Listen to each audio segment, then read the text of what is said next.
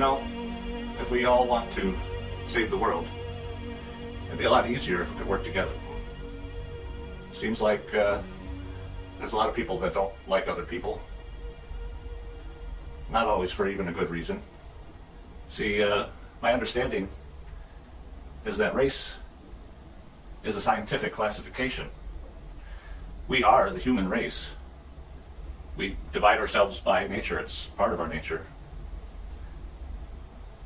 So, in a sense, we're all racist. It's what you do with those classifications that becomes the problem. So I believe the commonly held definition of racism is someone who demeans another person based on their race. That may be accurate, or it may just be the meaning of the moment. But I think what it comes down to is a lot of us have developed this view of society as a hierarchy. We see different rungs of a ladder, and we feel like we're on one rung, and we think we can look down and see other people on rungs below us. The real problem is what's going on in our minds, because you're not greater than anyone else. You are great by nature, but there's no one greater than you, and you're greater than no one. For the most part, the royals of the world don't have any real power anymore. They're just emblematic. If we want to eliminate racism,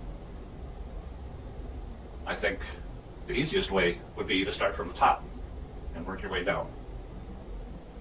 I think royalty is racist and unnecessary, and it should be eliminated. There will still be castles and thrones and crowns and jewels for people to go look at, but that should all be history. It should be past us. All of this racism should be past us. But I don't know a better place to start.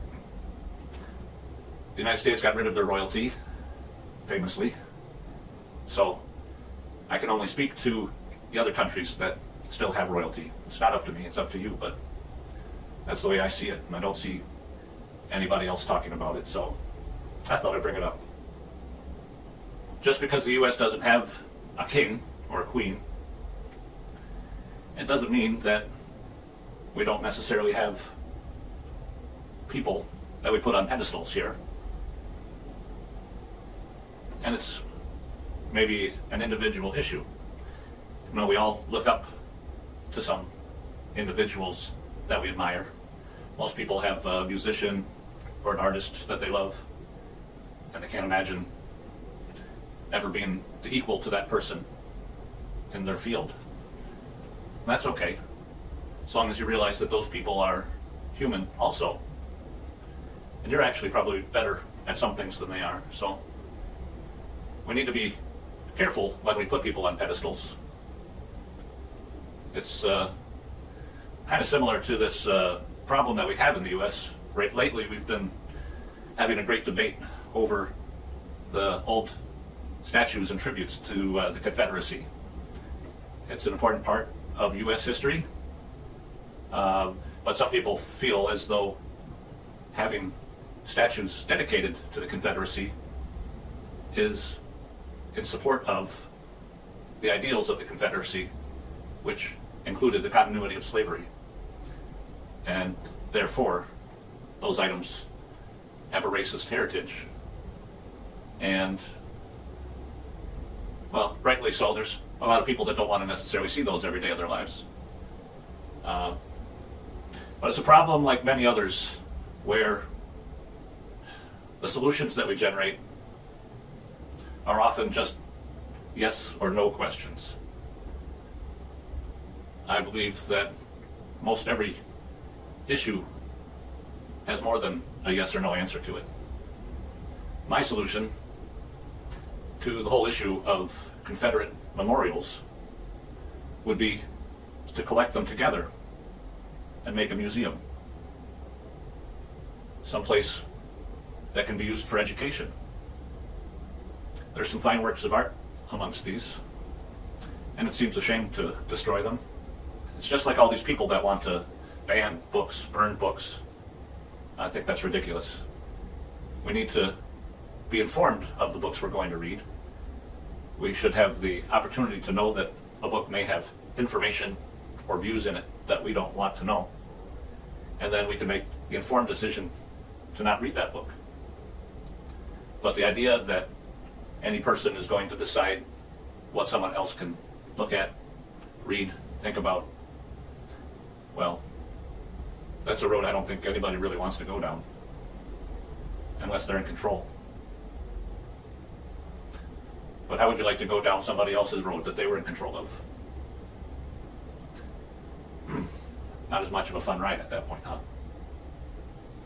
So what I'm hoping that everybody will do that sees this is, whether you have royalty where you're at, I'd encourage everybody to think about their own lives. Think about, in your own mind, is there anybody that you would consider to be above you? If so, I'd ask you to reconsider. Take a look up and, hey, what are you doing up there? Found something kind of surprising. This is the driest weather we've had in the fall season in a long time. It's been like 2 months since we've had any measurable amount of rain. Very dry conditions. Mississippi River is at all-time low. And so I'm cleaning out my gutter, and I expected to be able to use the blower to just knock them out. They're full up with dry leaves. But this is basically a 3-inch gutter. This is what happens when you use mulch. Still got water down there. 3 inches. Nothing heavy like wood chips. There's still water sitting in there. Pretty amazing. I've already got some new soil creation right here. Ready for planting. Well, I guess if we're going to look up to anything, looking up to soil might not be such a bad idea. Something we all look down on for most of our lives. And our lives wouldn't exist without it, so I wanted to share this with you today. It's a book series that I've loved since I was a kid, Little House on the Prairie. A lot of you have probably read it already. Some people may have never heard of it before. Fact of the matter is, this is a book series that's been banned from some libraries. It was written quite a long time ago by a woman writing about her memories as a young girl out on the frontiers of the U.S., pioneer girl. So, it's true, the book contains a lot of stereotypes. It is absolutely racist in some points, or depicts racism, absolutely. But it's a wonderful series of books at the same time. So, I'd recommend reading it if you can bear to see it.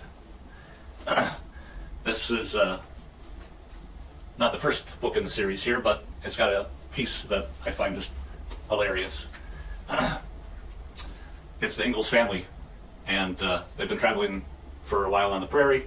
They've come to a place where they know there's an old Norwegian guy with a homestead and sod house that he's looking to move on. So Pa's talking to Ma about trading their wagon and horses to this guy in exchange for their homestead and a pair of oxen that he's got.